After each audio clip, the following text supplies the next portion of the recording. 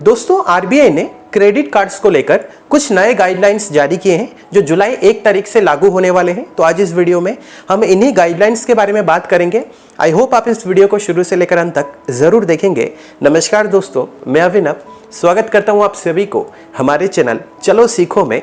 आइए जानते हैं। अब सबसे पहले हम जानते हैं कि कौन कौन आपको क्रेडिट कार्ड्स प्रोवाइड कर सकते हैं। तो जितने सारे कॉमर्शियल बैंक्स हैं जिनकी नेटवर्थ 100 करोड़ से ज्यादा है वो आपको क्रेडिट कार्ड्स प्रोवाइड कर सकते हैं। लेकिन जितने सारे रीजनल रूरल बैंक्स है इन्हें किसी दूसरे बैंक के साथ टाई अप करना पड़ेगा, उसके बाद ही आपको क्रेडिट कार्ड्स इश्यू कर सकते हैं। वहीं पर अगर मैं आप सभी को अर्बन कोऑपरेटिव बैंक के बारे में बताऊं तो इनकी भी नेटवर्थ 100 करोड़ से ज्यादा होनी चाहिए, उसके बाद ये आप सभी को क्रेडिट कार्ड्स इशू कर सकते हैं, लेकिन विथ सर्टेन गाइडलाइंस। ये कोई भी को ब्रांडेड क्रेडिट कार्ड्स आपको प्रोवाइड नहीं कर सकते हैं। और ये जितने भी अनसिक्योर्ड लोन्स आपको प्रोवाइड करेंगे वो उनके टोटल एसेट का 10% ही होना चाहिए। जितनी सारी नॉन बैंकिंग फाइनेंशियल कंपनीज है उनकी भी नेटवर्थ 100 करोड़ से ज्यादा होनी चाहिए, उसके बाद ये आपको क्रेडिट कार्ड्स इशू कर सकते हैं, लेकिन उनके पास रजिस्ट्रेशन सर्टिफिकेट भी होना चाहिए। अब अगली अपडेट के ऊपर आते हैं। आरबीआई ने नोटिस जारी कर दिया है कि अब डोमेस्टिक ऑनलाइन परचेज में फाइल टोकन सिस्टम का इस्तेमाल किया जाएगा।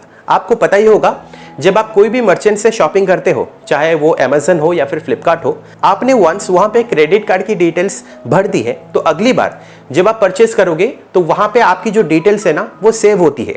आपको सिर्फ सीवीवी नंबर डालना पड़ता है, उसके बाद आप परचेस करते हो। तो अब आरबीआई ने नोटिस जारी कर दिया है कि कोई भी मर्चेंट अपने कस्टमर के क्रेडिट कार्ड की डिटेल्स को अपनी वेबसाइट पे सेव नहीं कर सकता है।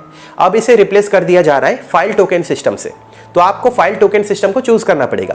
हालांकि ये मैंडेटरी नहीं है, अगर आप चूज करते हो तो आपको सिर्फ सीवीवी डालना पड़ेगा, और अगर आप चूज नहीं करते हो तो हर बार शॉपिंग करते टाइम आपको कार्ड की डिटेल्स वहां पे भरनी पड़ेगी। अब ये जो रूल है ये जुलाई 1 से लागू होने वाला था, लेकिन आरबीआई ने इसकी डेडलाइन को एक्सटेंड कर दिया है अक्टूबर 1 तक।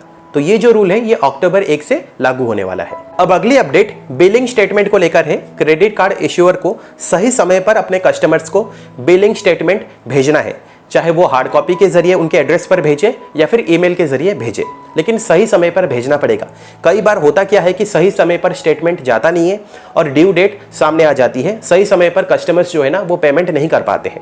लेकिन अब क्रेडिट कार्ड इश्यूअर्स को एकदम सही समय पर और एग्जैक्ट डेट पर ही अपने कस्टमर्स को स्टेटमेंट भेजना है। अब अगली अपडेट के ऊपर आते हैं। कोई भी क्रेडिट कार्ड इश्यूअर कस्टमर की क्रेडिट इंफॉर्मेशन कोई भी क्रेडिट ब्यूरो को भेज नहीं सकता है until and unless the card is activated. Activate होने के बाद ही वो रिपोर्ट भेज सकता है, उससे पहले नहीं भेज सकता है। अब अगली अपडेट के ऊपर आते हैं। जब भी कोई कस्टमर नए क्रेडिट कार्ड के लिए अप्लाई करेगा तो एप्लीकेशन के साथ ही साथ क्रेडिट कार्ड इश्यूअर को उसको भेजना पड़ेगा 1 पेज फैक्ट स्टेटमेंट, जिसमें इंटरेस्ट रेट के बारे में, कैश एडवांस फी, चार्जेस, लेट पेमेंट फी, सारी चीजें वहां पे मेंशन्ड होनी चाहिए ताकि कस्टमर गुमराह ना हो। कस्टमर को उस क्रेडिट कार्ड के इंटरेस्ट रेट के बारे में पता होना चाहिए, उसके बाद ही वो अप्लाई करेगा। अगर कस्टमर का क्रेडिट कार्ड एप्लीकेशन रिजेक्ट हो जाता है तो क्रेडिट कार्ड इश्यूअर को एग्जैक्ट रीजन बताना पड़ेगा कि कस्टमर का ये एप्लीकेशन क्यों रिजेक्ट हुआ है। अब अगली अपडेट के ऊपर आते हैं।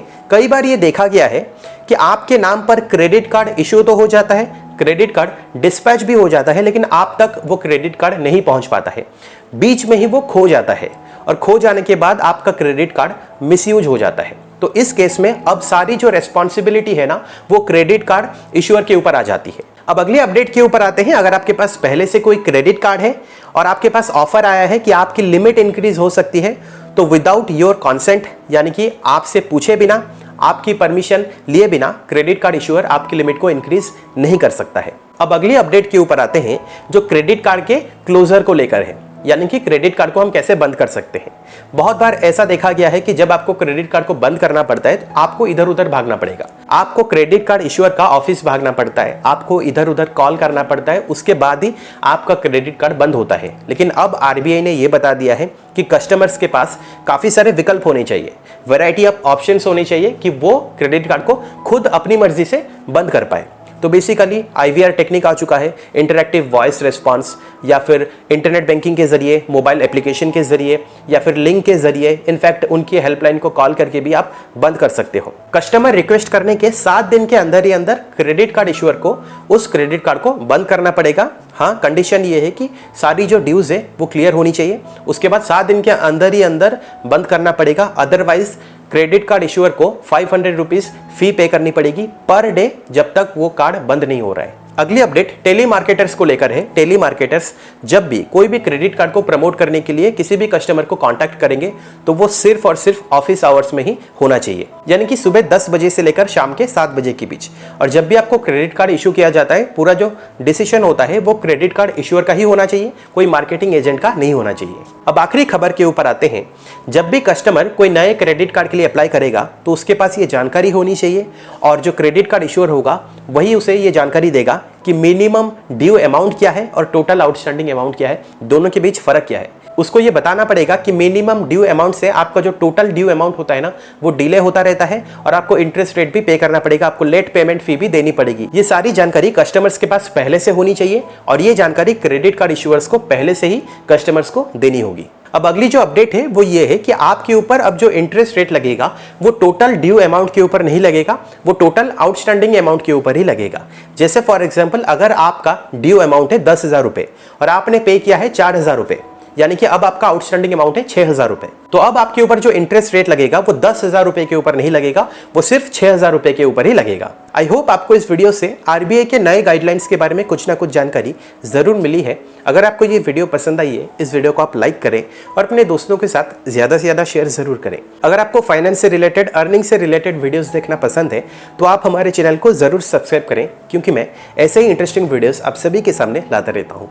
अगर आपको कोई इंटरेस्टिंग टॉपिक चाहिए नीचे कमेंट सेक्शन पे जरूर बताइएगा, मैं उसके ऊपर जरूर एक वीडियो बनाऊंगा। मिलता हूँ अगले वीडियो में एक और इंटरेस्टिंग टॉपिक के साथ। फिलहाल के लिए वीडियो में इतना ही। देखने के लिए बहुत बहुत शुक्रिया।